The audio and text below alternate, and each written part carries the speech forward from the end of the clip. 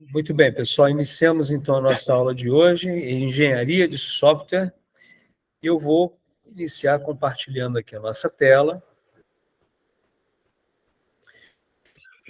Dessa vez eu vou compartilhar a janela, tá? Compartilhar uma janela, uma vez que a gente vai passar por esses slides. E a aula de hoje a gente vai falar sobre processo de desenvolvimento de software, e aqui a gente vai falar especificamente de uma estratégia para análise de sistemas. Tá? É uma metodologia que a gente utiliza a parte de análise de sistemas. Fiquem bem ligados a isso, aqui é extremamente importante. A gente vai falar a nível de sistema. A gente fala muito sobre programação, sobre linguagem de programação, a gente desenvolve muito software, né? Pensa no desenvolvimento de software aqui, só que o foco aqui é mais voltado para análise de sistemas. Tá? E eu vou mostrar uma metodologia bem bacana para vocês, tá? Na aula de hoje. Então, acompanhem comigo aí, fiquem bem focados aí nessa aula. Quais são os objetivos? Conhecer as atividades de análise do processo de desenvolvimento, entender essas técnicas, né? Considerando modelagem de orientação a objeto, modelagem OO. Conhecer os fundamentos essenciais da linguagem unificada de modelagem, que é o UML. Eu havia comentado já na última aula com vocês. Hoje a gente vai falar um pouquinho mais sobre isso. Tenho certeza que vocês vão achar bem interessante.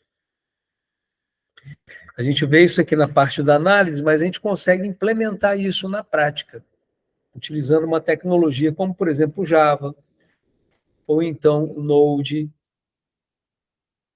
E a gente consegue implementar nessas tecnologias esses diagramas que a gente vai ver aqui. Então, vamos lá. Nessa fase de análise, o que a gente faz? Estudar, entender e modelar um problema. Então, no momento em que a gente fez todo aquele trabalho que a gente viu na aula passada, de levantamento de requisitos, que pode envolver um trabalho in loco, ou então entrevistas com os usuários do nosso sistema, a gente parte agora para a modelagem desse sistema. E modelar significa criar modelos para apresentar os requisitos. E os modelos são, na verdade, o quê? Uma abstração da realidade. A gente abstrai uma realidade em que a gente vai implementar. Então, voltando aqui ao exemplo do Marcos, que é especialista em contabilidade, eu vou abstrair a realidade de um sistema contábil. Para isso, eu posso usar maquetes, protótipos. Esse trabalho aqui é independente da tecnologia. Como eu disse para vocês, eu posso usar uma tecnologia específica para poder implementar isso, tá? De forma estrutural e comportamental. Vamos lá. Quais são as técnicas de análise mais conhecidas? A gente tem a análise estruturada e análise essencial. Bom, atualmente, vamos considerar aí, ano 2023, essas técnicas, elas são obsoletas. O foco desse tipo de análise é mais funcional. Tem uma visão de funções, de dados, de controle, tá? Um conjunto de processos. Eu, particularmente, já trabalhei com esses dois tipos de análise, estruturada e essencial. Para a época foram bastante interessantes. Só que hoje em dia, uma técnica mais voltada para a prática, daquilo que se desenvolve em termos práticos, a análise orientada a objetos, ela é, sem dúvida, a mais indicada. Tá? E nesse contexto, a gente pode definir isso numa frase: o mundo é composto por objetos. Tá? Então, eu vou analisar dentro de um sistema contábil. Opa, tem alguém chegando aí na sala? Vamos ver? Quem que deve ser? Quem que deve estar chegando aí? O Eliseu. Tá aí o Eliseu? Ah, caiu? Voltou? Tá de volta, Eliseu, já? Então, voltamos aqui. Você já está na sala? Você está acompanhando aí os slides? Uma boa? Então, vamos lá. Então, Marcos, vou pegar o seu exemplo. Quais seriam as classes de objetos que eu poderia utilizar dentro de um sistema contábil? Vamos lá. Vamos lá. Os lançamentos contábeis, plano de contas, fornecedores. Isso seriam classes, né? Agora, no meu universo de, por exemplo, fornecedores, um fornecedor é um objeto, né? Vamos ser mais específico na área contábil mesmo. Eu posso ter uma classe de contas, não posso? Contas. Não é isso? Uma determinada conta, caixa, conta caixa, é um objeto dentro do meu contexto. Tá certo? Vamos pensar agora no outro sistema, um sistema de recursos humanos. Os funcionários é uma classe, né?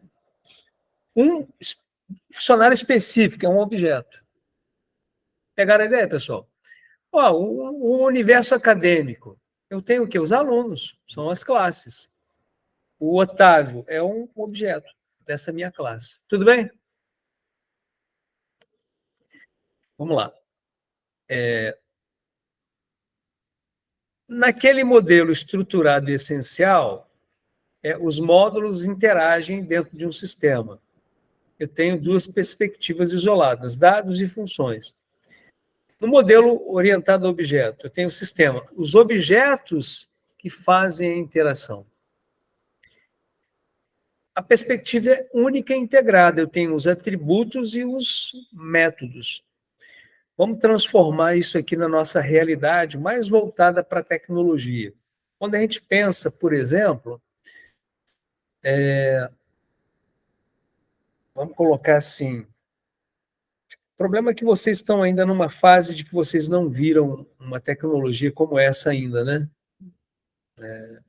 Vocês, no universo tecnológico de vocês ainda não conhecem bem esses conceitos. Mas vamos colocar assim, lá naquelas nossas aulas de linguagem de programação C, tá? Que a gente utilizou, você sabe que o C ele é orientado a objeto, né? Então, dentro da minha programação, eu posso ter lá os atributos, que são as minhas variáveis, né? E os métodos seriam as minhas funções, as funções que eu utilizo. Tá? Para dar um exemplo assim mais prático, imagina um formulário da web, formulário da internet. Tá? Imagina que no formulário da internet você tem lá labels, caixinhas de texto. Um formulário de inscrição para vestibular. Você tem lá, inscrição é o label, 2 pontos, aí vem uma caixinha para o cara poder digitar a inscrição, certo?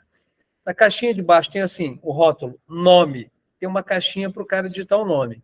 Ok? Olha só.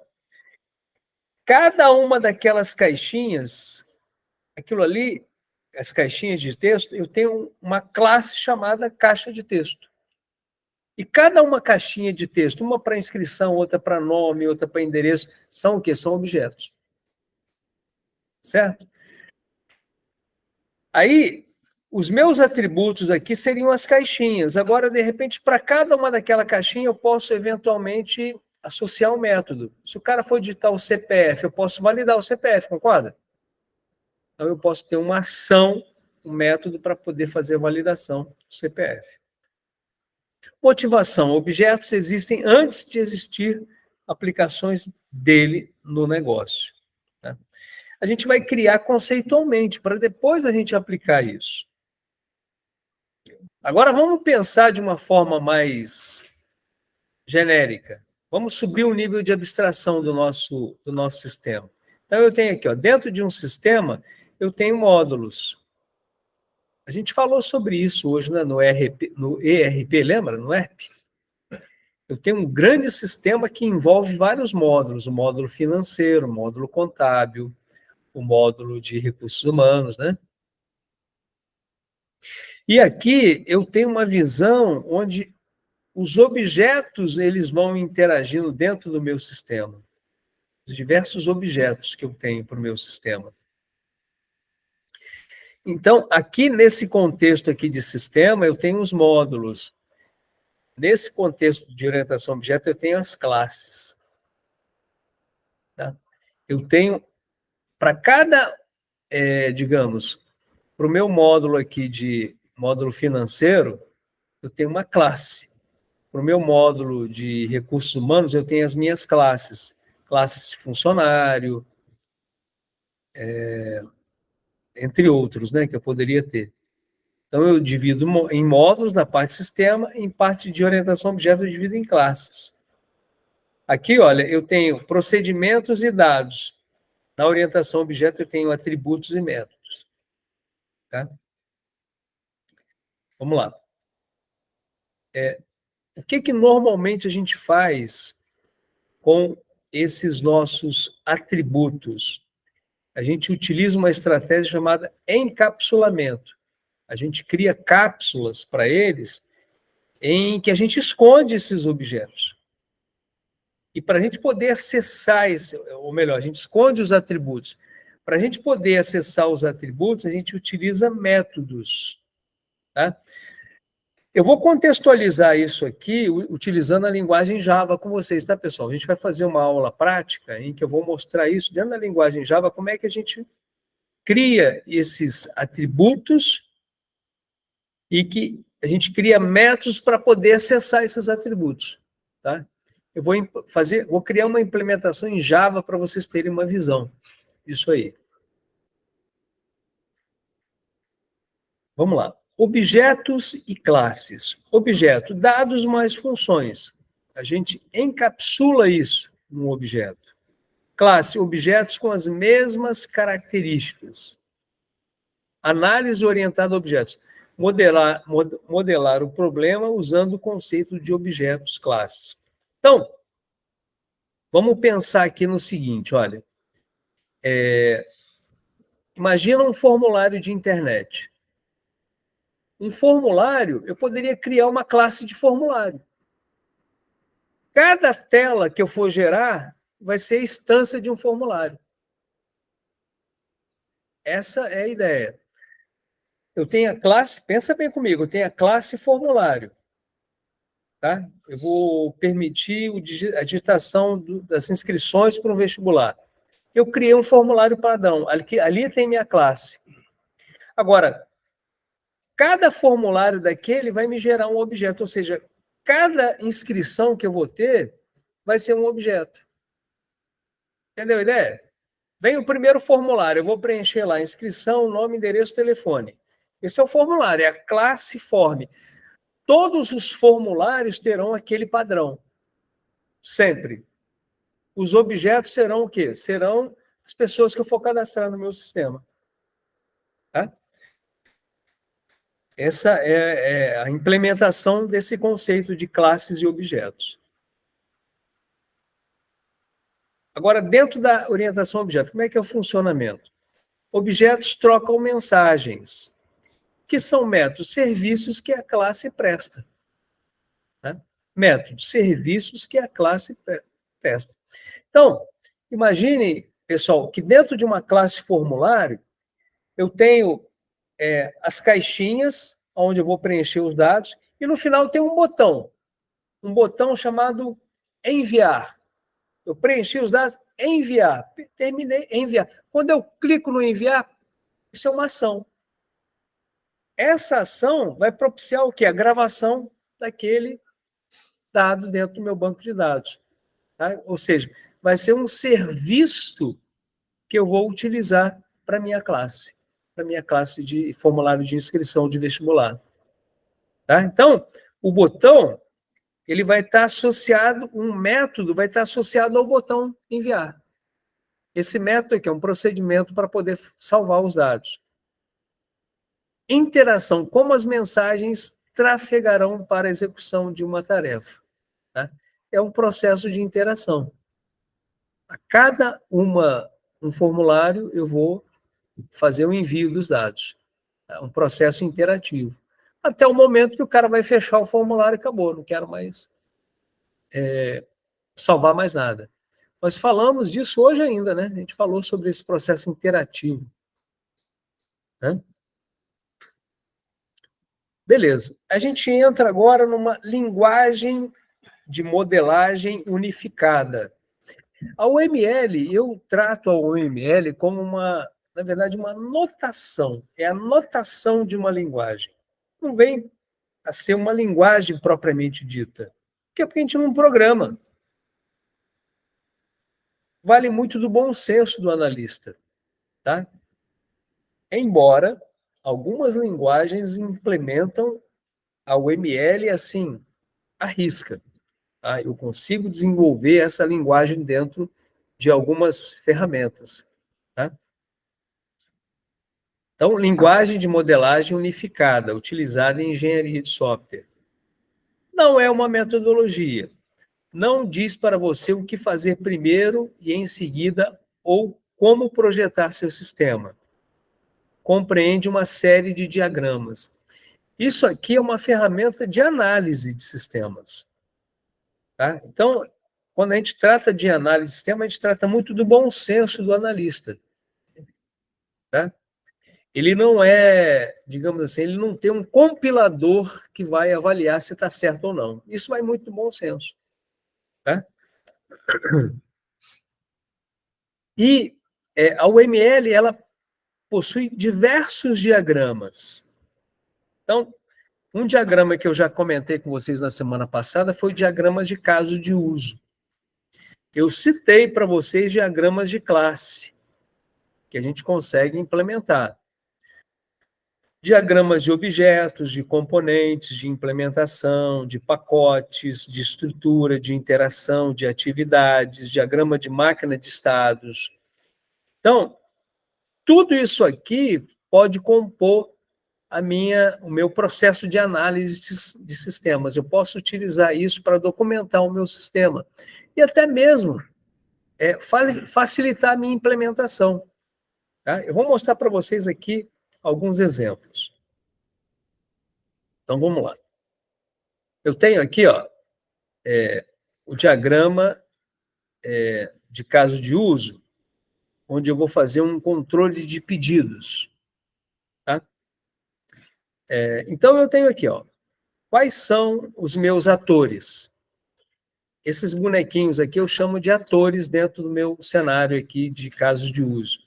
Então, eu tenho os atores funcionário, vendedor, gerente. Tá? E quais são os papéis desses atores? Bom, o que faz, por exemplo, um gerente? Ele pode autorizar a compra. Tá? Só que para autorizar a compra, ele tem que entrar com o usuário e uma senha, onde eu vou validar esse meu usuário. O que faz um vendedor? Ele realiza pedidos. E os pedidos dos clientes. Olha, um cliente digamos assim, é um outro ator, faz parte do meu sistema. Tá? Esse processo aqui de consultar preços, um vendedor ele pode consultar preços para um determinado cliente. Tá? Ele pode fornecer os preços de um determinado produto para um cliente. Aí, esse processo de consultar preços envolve o quê? Envolve o código de um produto, a descrição de um produto, a categoria do produto. Tá? Então, isso aqui é um cenário macro, perceberam? É um cenário, é um cenário macro de um sistema de pedidos. Quer dizer, é uma abstração de um sistema real. Mas eu consigo desenhar, mais ou menos, fazer uma espécie de mapeamento do que aquele meu sistema de pedidos vai fazer. Tá? especificação de casos de uso. Então, eu tenho aqui os casos de uso. Agora, eu vou especificar esses casos de uso. Por exemplo, realizar pedido. Esse é um caso de uso. Eu posso especificá-lo, consultar preços, autorizar compras. Então, vamos lá. O que é especificação de caso de uso? Declaração textual do procedimento correspondente ao caso de uso. É o passo a passo que a gente vai realizar aquele caso de uso. Mostra a interação do usuário com o sistema. Detalha o requisito. Complementa o diagrama. Ele é fundamental, onde a especificação do meu caso de uso. Tá? Então, o caso de uso é o quê? É um diagrama lá da UML, e aí eu utilizo aqui a especificação, né? Então, aqui eu poderia utilizar aqui nesse caso de uso o emprestar fita, vou chamar aqui de emprestar livro. Eu fiz uma implementação aqui de emprestar livro. O atendente empresta livro, ele seleciona quais são os sócios, de repente, da minha livraria, né, que pode fazer a seleção de livros. Qual é o meu roteiro aqui? Vamos lá. O roteiro do caso de uso é o fluxo principal. Atendente informa o sócio do sistema. Executa o caso de uso pesquisar sócio, para verificar, para fazer uma validação naquele sócio. Para cada livro emprestado, atendente informa o livro. Executar caso de uso pesquisar livro. Atendente confirma os dados. Sistema registra os empréstimos. Então, aqui eu faço uma descrição de todo o meu fluxo para emprestar livro. Tá? Quais são os fluxos alternativos? O cliente pode não estar cadastrado. São as exceções. Tá? Para esses casos, o sistema vai exibir uma mensagem e vai encerrar o caso. O cliente está em débito. Se ele está em débito, eu não posso emprestar livro para ele. O sistema exibe a mensagem, encerra o caso. Livro não está cadastrado. Alguém procurou um livro que não está lá no meu acervo. Então, vou exibir uma mensagem para ele. Olha, livro inexistente no acervo. E encerro. Tá? Aqui um outro contexto aqui de... aqui é um diagrama que eu vou definir como um diagrama de classes. Então, eu tenho aqui as minhas classes: conta, poupança, banco, calendário, transação, cliente, conta corrente. E aqui eu tenho uma relação entre essas classes. Por exemplo, quais são as transações bancárias que eu vou utilizar? Cada transação pode envolver o valor, né? O valor da minha transação. Transação de débito, transação de crédito, né? E quem é que faz essas transações bancárias? São os clientes. Tá? O cliente é que faz lá. Por exemplo, eu vou fazer um depósito, é uma transação. Vou fazer uma retirada, é uma outra transação. Vamos lá. Diagrama de classes especificação. Então, aqui, observe um detalhe. Ó. Dentro das minhas classes, eu tenho os métodos. O método atualizar conta. Por exemplo, eu tenho uma classe banco. Então, imagine que eu tenho vários bancos dentro do meu sistema. Tem o banco Itaú, o Bradesco. Esses bancos são o quê? São os objetos da minha classe banco. Pegaram a ideia? Para cada um desses processos de atualização de bancos, eu tenho um método de atualização de contas. Quais são as contas que eu tenho em determinado banco? Tá? Por aí vai. Atualizar contas. Eu verifico se é um dia útil dentro da minha classe de calendário. A minha classe cliente, o cliente ele pode sacar, pode transferir. Ok? Aqui eu criei uma interface de transação, ó.